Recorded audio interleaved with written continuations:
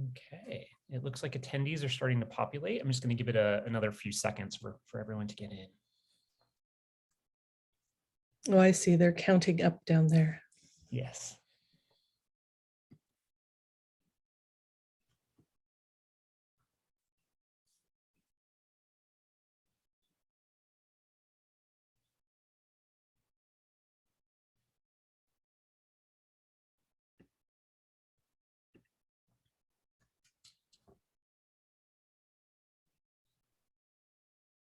Okay, well,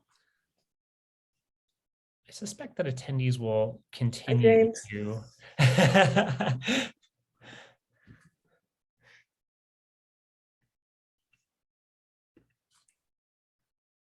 All right.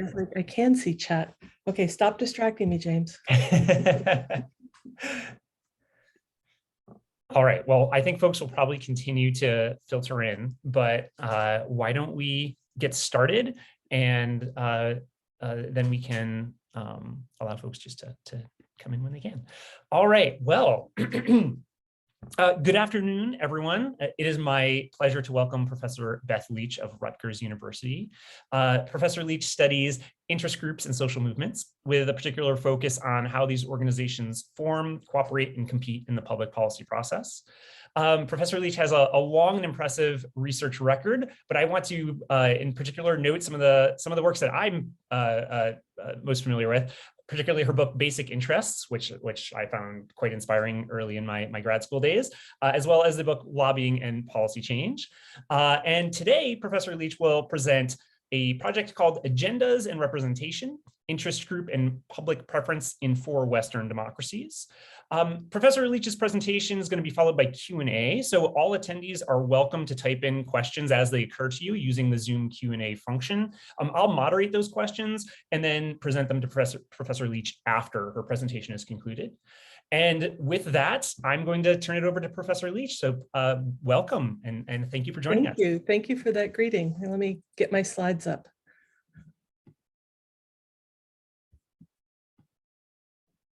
All right, is everyone seeing that? Looks great. Thumbs up? Okay, good. So thank you all so much for having me here.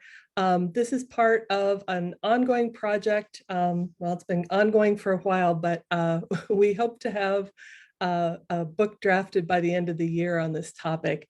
I'm not alone in this project.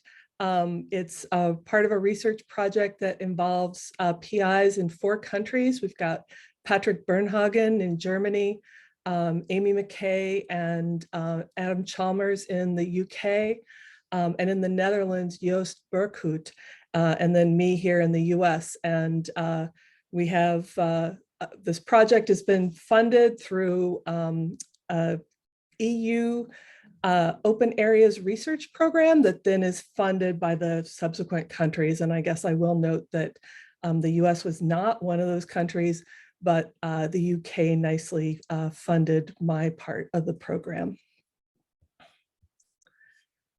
So the main thing we're doing in this project is looking to see what the relationship is between what the public wants, what interest groups want, and what the government actually does. So we're looking at congruence between the agendas of these different parts of society. And then we're also interested in whether some countries are better at creating this congruence than others. So there exists in the interest group literature dating back to David Truman, this idea of the transmission belt, hypothesis, where citizens have ideas and interest groups represent those ideas to the government. All right, so we know this is problematic for a lot of reasons. And one of the reasons is mobilization bias. So in the US, for example, if you look at the interest groups that are active in Washington, by some counts, up to 80% of them are representing businesses and occupational interests, primarily professional associations. And so that's a big problem. And then there also is the potential for agenda bias. So maybe some types of interests are able to get their issues on the government agenda. There's no guarantee that all types of groups and all types of citizens will be represented equally. So ways this might happen. All right, so if you believe Gillens and Page, we already know that businesses and occupational interests dominate in terms of their numbers. But if you believe Gillens and Page, and the US is an oligarchy and interest groups can do what they want. So that may mean that the government agenda exactly reflects whatever it is that business interests are wanting. But I think it still remains an open question, whose interests will government reflect? And there's a lot of other work by public opinion scholars, some of whom are listed down below, that indicates that governments are responsive to the desires of the general public. So in this project, it's also clear that there could be differences across the countries. Some countries may be better at representing interests of the public. In the Netherlands, there has long been public funding of nonprofits, so that the equivalent of the Sierra Club historically would have gotten government funding, and some of them still get funding today, making it a lot easier to represent interests of citizens that are non-occupational. There's also differing electoral structures. So Lorelei Moosbrugger has a book called The Vulnerability Thesis that argues that proportional representation systems do a better job of protecting, do a better job of protecting the elected officials from the whims of interest groups. So whereas on the other hand, majority or plurality systems where it's winner take all, first past the post, and those sorts of systems, it may be that she argues that the interest groups have more power over the elected officials because a small swing in votes could throw the election to the other side.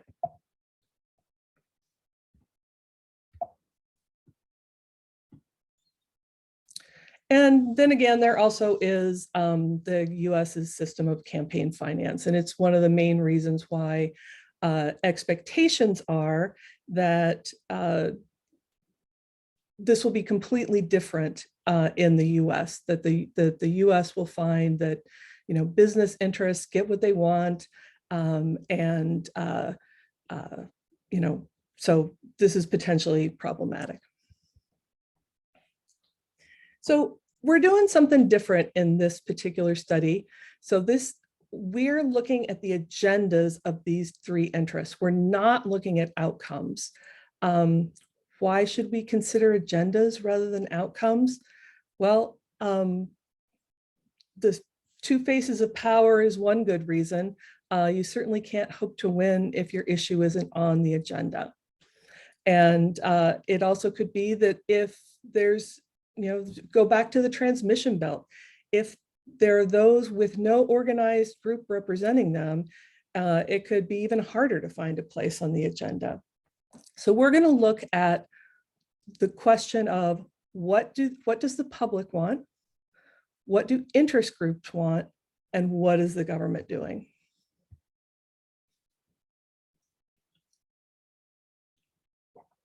So the importance of looking at agendas came clear to me when I was working on a particular issue for the Lobbying and Policy Change project. And so in that project, I was doing interviews related to the 3% excise tax on telephone communications. And this tax came into being, the reason I have these old phones here, it came into being during the Spanish-American War. It was a luxury tax on a newfangled item. The long distance telephone calls would have an extra 3% excise tax put on it. That tax, although not dedicated towards any particular project later on, once the war was over, continued up until the 2010s. So interest groups, getting rid of this tax was spearheaded by a group of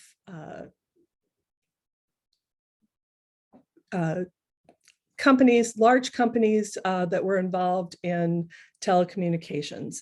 But they had signed on with them just about everyone. There were consumer groups, there were Mexican American citizen groups. Everyone was for this, no one was against it. And so if the telecommunication companies won, also winning would be the consumer groups and the Mexican American groups. And as I thought about this, however, and so in lobbying and policy change, we found that in most cases, the issues that we looked at were like this. There were very mixed sides. It wasn't business versus the little guy. The sides were mixed, they were heterogeneous, and they tended to have relatively equal amounts of resources. And as a result, differences in resources seldom mattered in who won and who lost. But I thought about this, and so the Mexican American groups won, right? But was this really their top agenda item? I'm kind of guessing that it would have been immigration reform, which was not on the agenda at the time. And so it seemed to me that it was more important to look at whether these issues were even being paid attention to by government and take secondary the winning or losing. So here's the data we have. This is a huge project. We have 400 interest group lobbyists across 4 different countries, where they were asked about multiple issues. And so we have more than 2,000 issues in our data set. Because especially in the US, businesses so greatly outnumber citizen groups, we stratified the sample. We did interviews in 2016 in the US, and then again in 2017, because it turns out this guy named Trump got elected, and I was really concerned that maybe the agendas of the interest groups would have changed dramatically. They did not, fortunately, and it turns out for most of these groups, most of these issues, the median time that the interest group has spent on that issue is over 10 years. So these are pretty solid and unchanging kinds of things. We also have data from the public, who we asked a modified most important issue question, very focused on policy. What policy change would you like to see? And we did this in each of the 4 countries. And so looking at the interest group issues, we know a lot about these 2,000 issues, reported from them in a self-reported survey about each of the issues. And for the majority of these issues, the public is not aware of what's going on with that issue. They don't know what it is. The public also generally is not reported to be in opposition. You know, they just don't care. These things aren't salient to them. And 2/3 of the issue are not very partisan. I can speak more easily about the issues that are in the US, and I will say that a huge proportion of them are interest groups asking for continued funding for some program, you know, a government program that already exists. They want to protect and make sure that that money continues to flow. They also very often are technical things like, I talked to a medical device manufacturer, and the medical device manufacturer wanted permission, despite what Homeland Security was saying, wanted permission to allow medical devices like pacemakers that have lithium batteries in them to be able to be held in a passenger airplane cargo hold. They lost, but those are the kinds of things that the public generally wouldn't care about or be paying attention to. And despite what's been going on in the US, most of the issues were described as not being very partisan. More than 60% were described as either not partisan, that was about 30% of them, or only somewhat partisan. And the types of issues where the two parties are are on either side of it and it's very contentious is the minority of interest group issues. And this is the same across the 4 countries. There are some differences, and one of the most relevant ones to talk about today is the fact that US groups are more likely to be trying to protect the status quo versus trying to change the status quo. So we take the interest group responses and the public responses, and we've coded them into the 20 major topic codes and the more than 200 minor topic codes that exist in the Comparative Agendas project. This is the project begun by Frank Baumgartner and Brian Jones that used to be just the Agendas project. It's extended to about a dozen countries with having at least a code book and a few years coded. So this is what it looks like.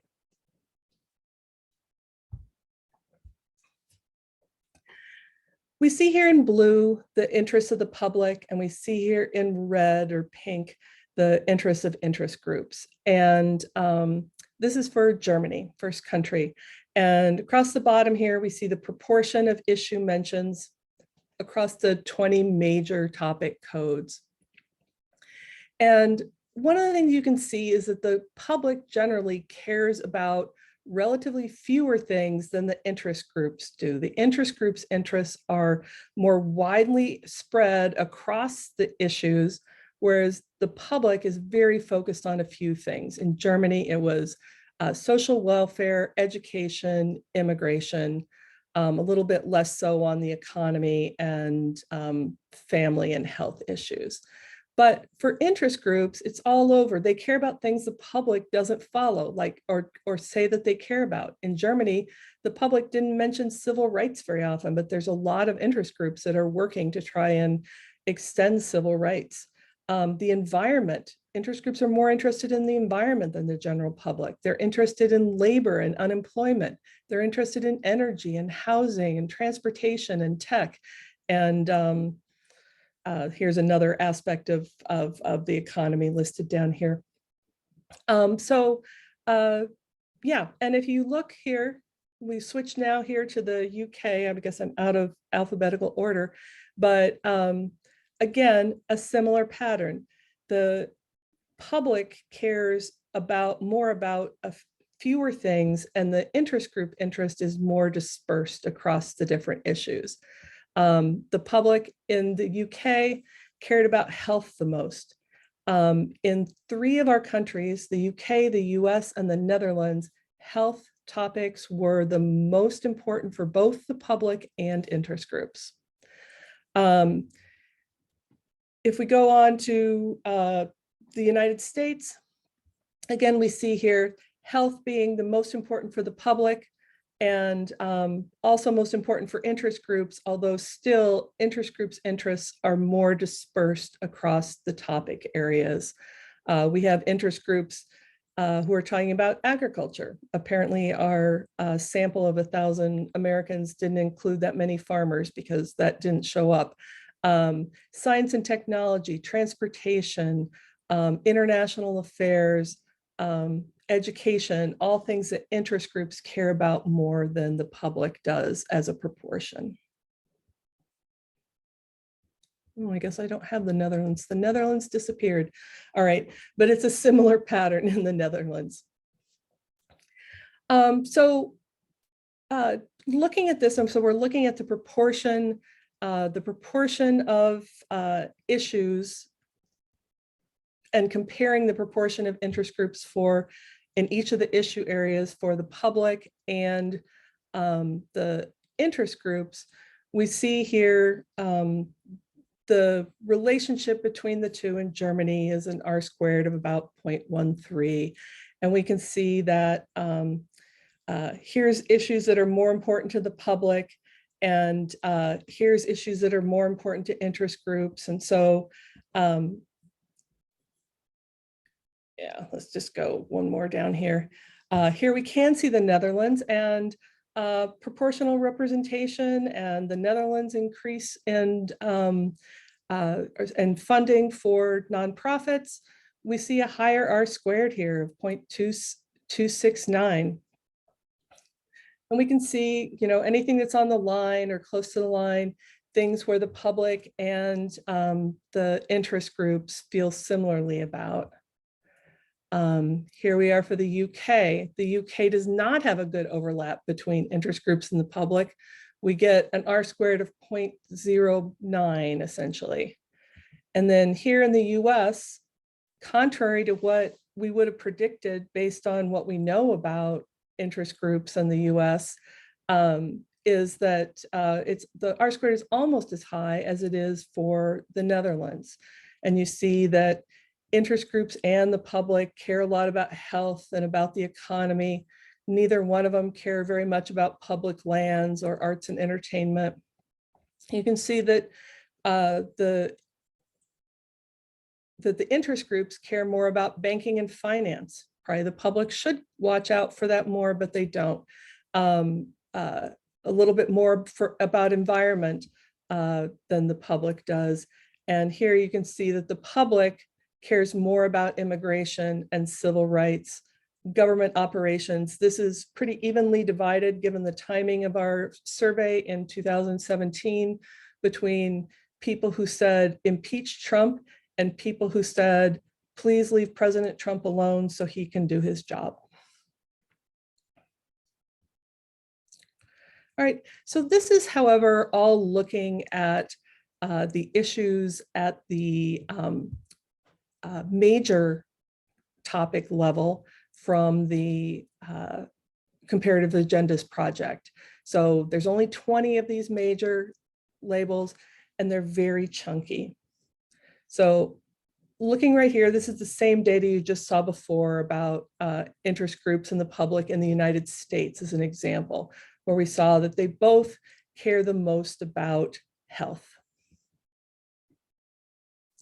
But if you look at what they mean when they say health is a priority, and you break it down into the minor topic issues, the 200 different areas, and within health, there's about 10 or 12 different areas, subtopics within the Comparative Agendas project. And you can see that while mostly the general public cares about insurance and the cost of their insurance, that's right there, the interests of the interest groups are very spread out. They care about tobacco abuse. They care about drug industry. This is basically pharmaceutical companies. They care about how they're being paid. This is the providers. Drug coverage, medical facilities, disease prevention. So they have a much broader range of issues than the general public does, even within this subtopic of health. So in the next slides, I'm going to show you, we're going to turn to looking at the minor topic areas, and we're going to begin looking at the minor topic areas and their overlap with what's on the government agenda.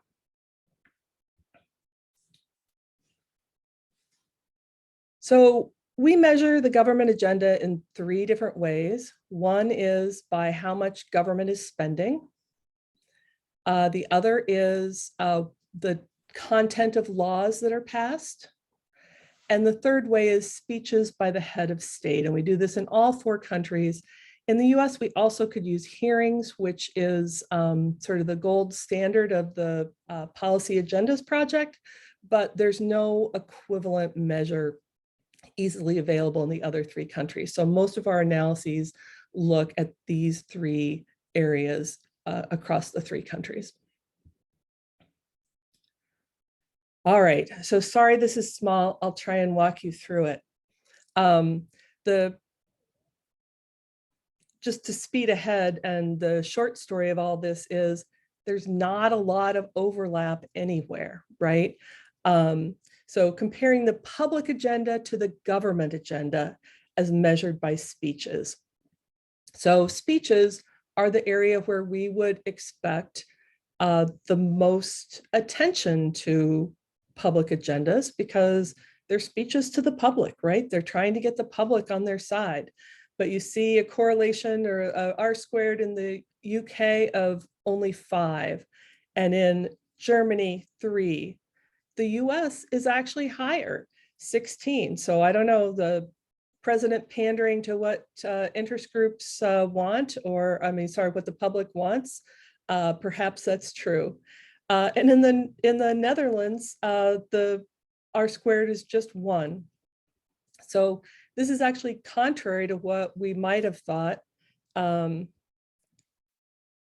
Here's group agendas to government agendas as measured by speeches.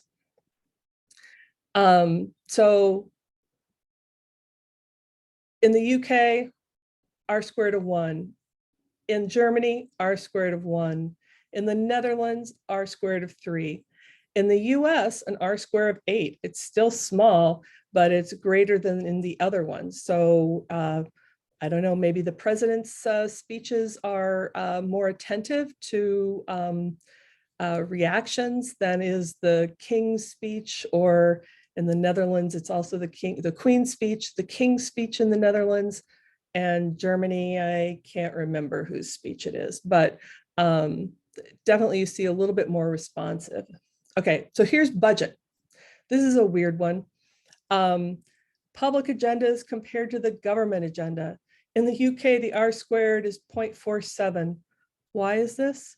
It's because the public cares about health, and the public health system in the UK is the absolute hugest line item in the budget. So there you go. There's no relationship in Germany. There's a little tiny correlation here in the US. And in the Netherlands, you actually see an R squared of 0.16. It's a little bit stronger. Now, if we look at the group's agendas, so here was the public, it was 0.07 for the public in the budget. And in the group's agendas, we see that for the US, it goes up to 0.13. And this is also true in Denmark, and a very similar number in the Netherlands, smaller in the UK. But I do wonder here whether it's the groups having any influence on the government agenda. I think it's the other way around, because in all these countries, we see the groups being activated by the fact that there is a line item in the budget that they need to lobby for, protect, try and get bigger. And so a lot of the lobbying activity that we see in these countries comes from that. All right. I think I was afraid my slides would take too long. And so I actually have some backup slides later I can show you if you want to know a little bit more about this. But I'm already heading towards a conclusion. And I will say about this project that we're still trying to work out our conclusions. Maybe that's what I should say about this project. One of the biggest things that I've found in the analysis of these data is that lobbying in the US is not nearly as different as is commonly assumed. So it's not that different in terms of the topics that are on the agenda. It's not that different in terms of the nature of those issues. And it's not so different in terms of how well represented the issues are before government. The other thing that's really striking to me is that interest groups in all 4 of these countries mostly work on issues that aren't salient to the public. And I guess I will also say that not only do not only are they working on these issues that aren't salient to the public, government itself has a lot of things going on that are just things that have to happen all the time. And if they're not changing, they may not be of interest to the public or to the interest groups. Interest group issues are much more specific, much more detailed in all the countries compared to the interests of the public. And I think this is the role that the interest groups are playing, is bringing in information and consulting basically on these various issues. I think we also conclude that the transmission belt model is not supported at all. It may happen occasionally on a few issues with a few interest groups, but it's not the model of how interest group influence is working in the modern world in any of the 4 countries. But we also do not find strong evidence that interest groups are dictating terms to the government. There's a little bit of overlap. It bounces back and forth depending on what country we're looking at, but it's not the interest group says, and then it's on the agenda.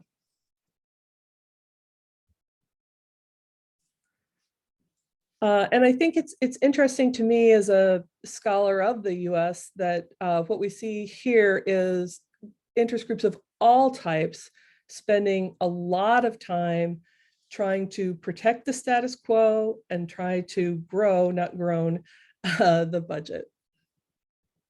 All right, so I think we have plenty of time for questions. Thank you. All right. Well, thank you, Professor Leech. That was incredibly interesting. And I've got like 5 questions already written down. I want to open it up to our audience. I don't see any questions yet, so I will ask one question while I wait for some of those to populate.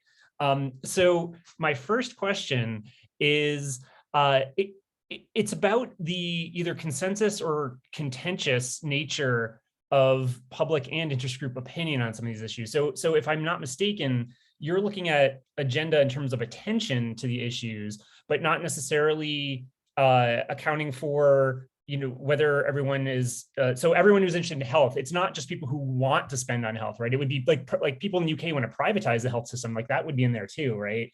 And so I'm just curious, would you have could you take this like a step out and then like do like almost like a conditionality thing where if you have more consensus or more contention, also conditional on whether or not the institutions favor the status quo or not, is that going to affect some of these outcomes that you're looking at? And I feel like that's a really big question. So I can.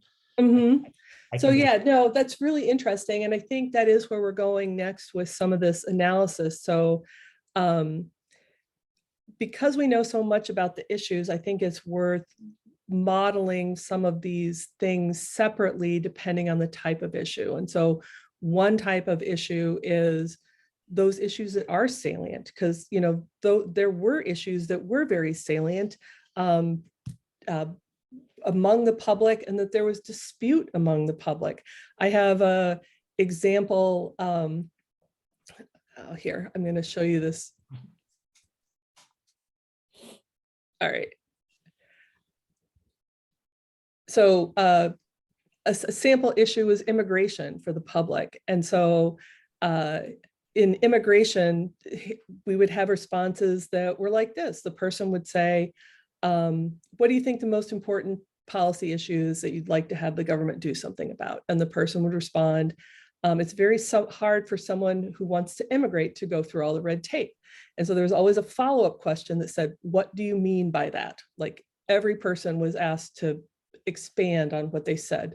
And so this person said, there should be an easier way to do it for the honest people, a more efficient process that isn't so cumbersome. But then we also had people who said, immigration is the most important issue. What should happen? The immigration laws. Immigration needs to be reformed. We should have more selective criteria based on the needs of the country, not just letting everybody in.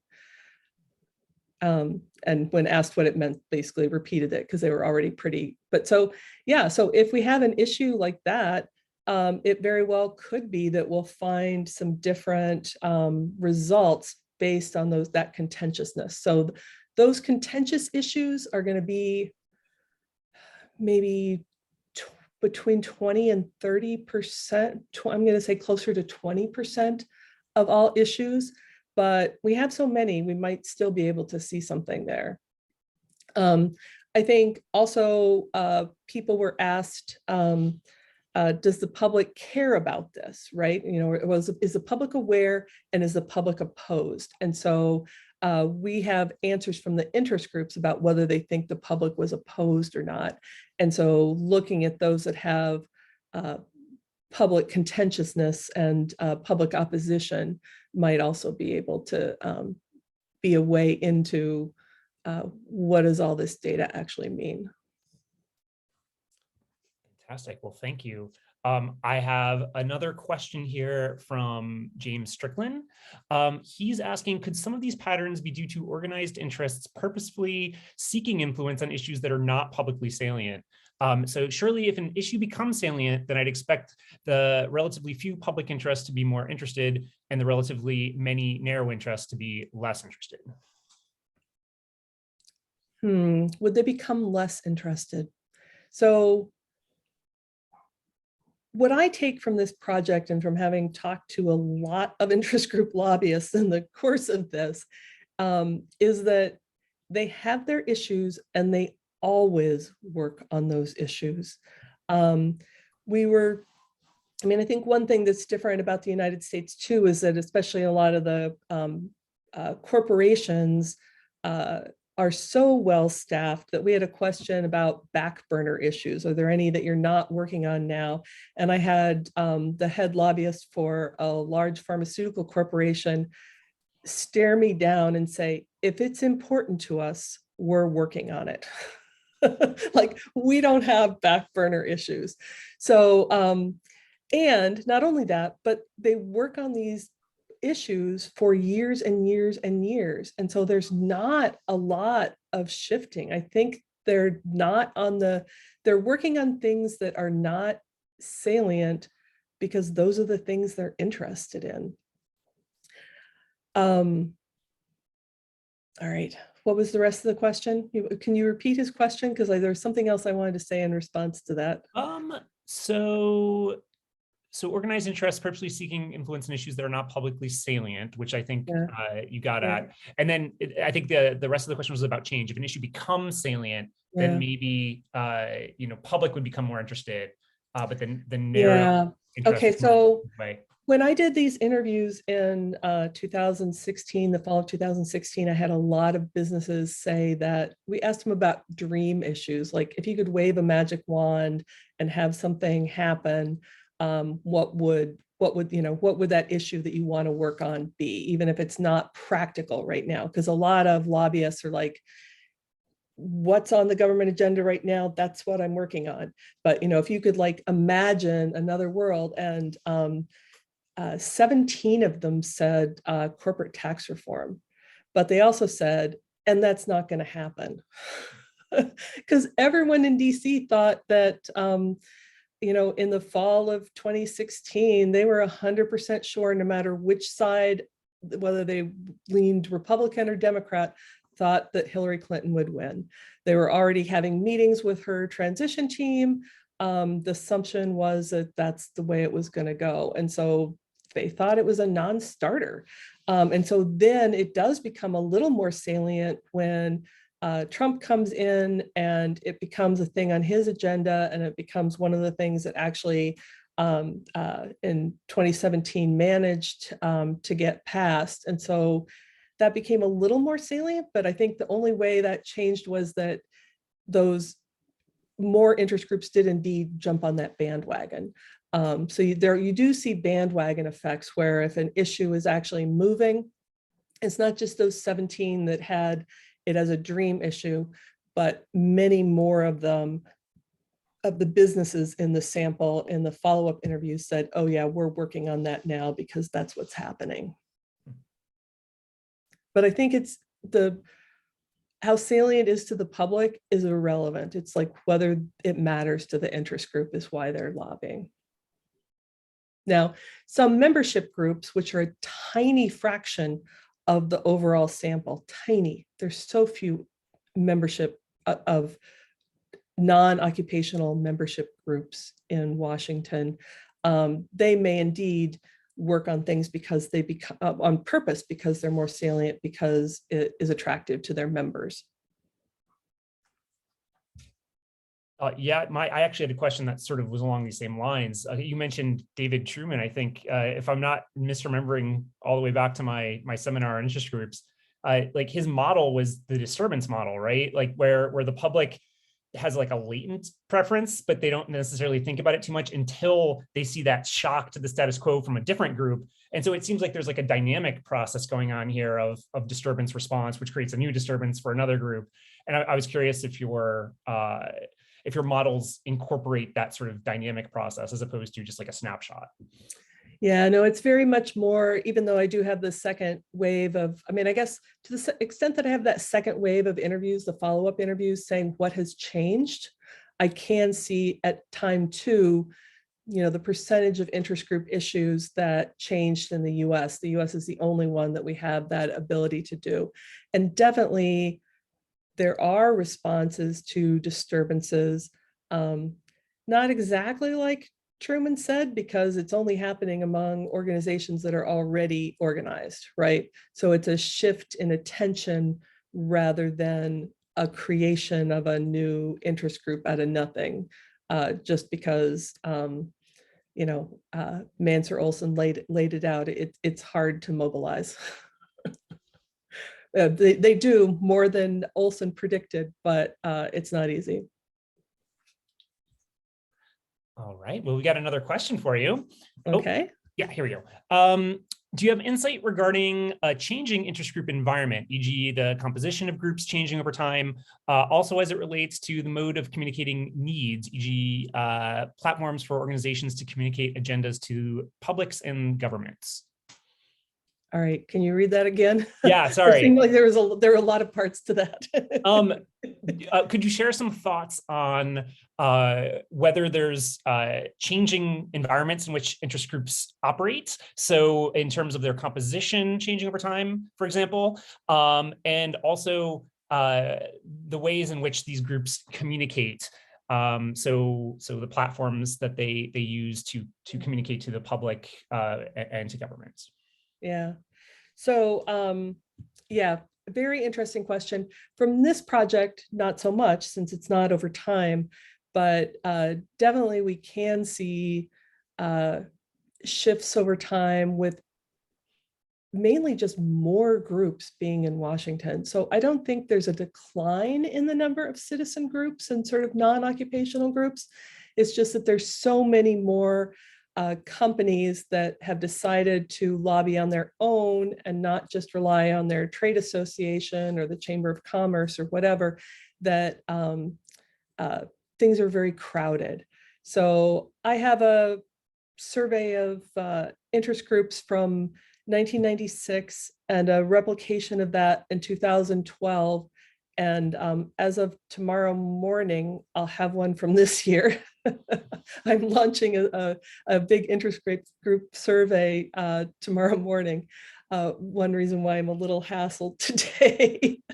But the biggest thing we see there over time is an increase in interest groups forming coalitions and working together in that way, because if you have such a crowded environment, it gets harder and harder to attract the attention of government decision makers. And by joining together with a lot of different groups, you can see a chance of having that change. The communication question is interesting. I don't have a lot of data on that, but especially I think the move to organizations using social media, and I think this is especially true for these non-occupational groups, the so-called citizen and issue advocacy groups that very much are making use of that mode of communication, I think really to their advantage, because it's much less expensive than other methods of communication had been in the past. But there's been change over time. You know, Common Cause came up with the idea of using direct mail to get members in the 70s. And so I think there's always new technology.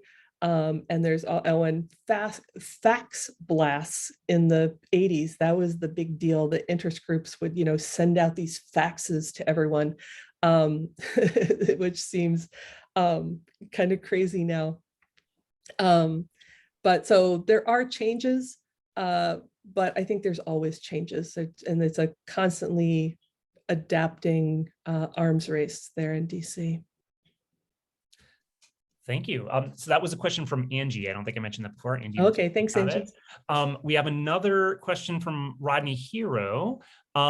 Any additional thoughts about the relationships between groups, the public, and political parties, and in particular, how that might vary across the countries that you study? Yeah. So, yeah, we have some data on right-leaning and left-leaning. We have it coded into Galtan. We have it coded into, which I can't, Rodney maybe knows what that stands for. I can't even remember, but it is like a left, right leaning. And we're not using it a lot because it turns out only 20 to 30% of our issues can actually be coded in that way. The others like don't even show up on those dimensions. The partisanship, trying to think if I have that. I don't think I have that slide about partisanship. The partisanship we saw, let's see if I've got my notes about it right here. No.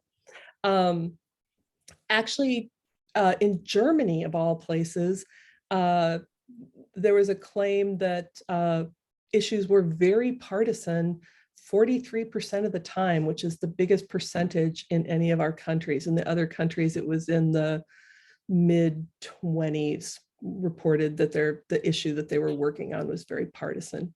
So the connection with the parties, though, we do have other data that ask what the interest group was doing on those issues. So that's in another chapter. But, you know, and so we ask, you know, did you direct lobby? Did you use social media? Did you do this? Did you do that? And did you contact the parties? And in the beginning, we weren't even going to have that question for the US. And I was like, come on, we have to have it in the US because otherwise we're not going to easily be able to claim it's not important in the US. Which is what I thought. But I was really surprised by how often it did come up, and in part because it was an election year, and in part because especially some of the large trade associations and businesses were at the conventions and you know, working to try and well, make connections, but also even before the conventions, trying to get items on the you know, in the party platform. Thank you. So I think Angie had a quick follow-up to her previous question. She says that's great that you're launching a new survey, and she'd be interested in how the behavior of newly formed groups varies from that of the more established groups in the same issue space. So she gives the example for new versus established organizations lobbying on immigration. You might find interesting variation in terms of interests, agendas, and modes of organizing and communicating. All right, that's super interesting. Yeah. The one thing about the survey is of organizations that are established enough that they have a Washington office, mostly because you can, you know, there's a directory of them, you can easily find them. But I think that question of how new citizen groups especially are approaching the issue, I mean, I think that would make a great sort of case study. All right, thank you. So we have a question from Paul Lewis, who asks, so you mentioned that lobbying doesn't look that different in the US compared to other nations, and yet the decentralized nature of the policy process in the US, for example, subcommittees in Congress, state and local policy arenas, et cetera, seem pretty different compared to a cabinet-centric or party-centered style of policymaking in some other democracies. So does this affect who interest groups lobby, maybe mostly legislators in the US, but maybe more executive agencies or ministries or party leadership in some of these other countries? Yeah, so you're right, that does vary, and I don't really have a lot of data on that to present here. I think maybe what I should say more appropriately is that the issue agenda space of lobbying in the US and issues in the other countries are not that different. Certainly the process does indeed differ, and who is lobbied and which areas are most appropriate. And I think a big difference in most of these countries where you have a top-down agenda set is that the lobbying's on what the details of that policy will be, and not on whether that policy will be undone or not.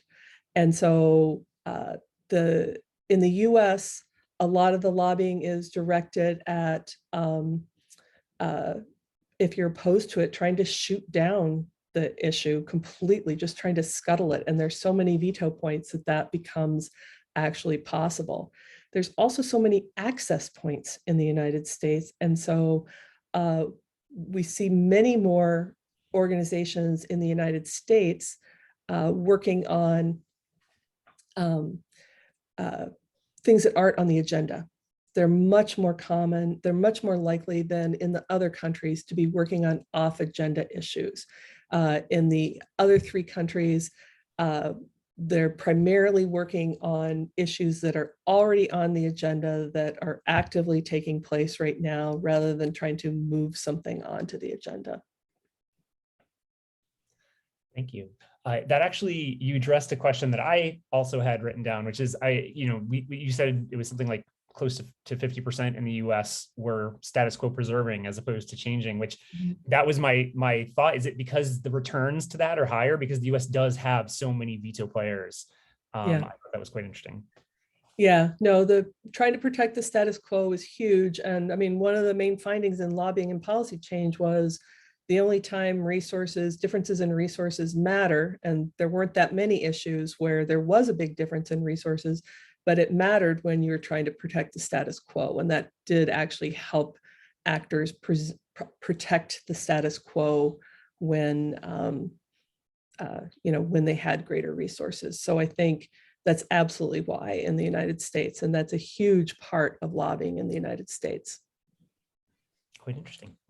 All right, well, so that's the questions that were there so far. I want to leave it open for another second in case anyone else has any further questions? Going once, going twice. Thank you, everyone. I guess I sped through my talk. It was enlightening, and I mean, it inspired a lot of questions for me. So it inspired ideas too. So that's the most you can ever ask for, right? So, okay, well, no questions have come about. For those who are interested, there will be an opportunity to chat more directly, not moderated through me, with Professor Leech tomorrow morning at 9 a.m. If you are interested and haven't already gotten in touch with me, I can send you that Zoom link. Otherwise, I just wanted to once again thank you so much, Professor Leech, for joining us. Really enjoyed this talk, and I think we can conclude with that. Okay, thank you, Tim. Thank you, everyone, for being here, and thanks for your questions. I appreciate the interest in the project. Thank you so much for joining. All right. Well, goodbye, everybody. We'll have another one of these talks next week.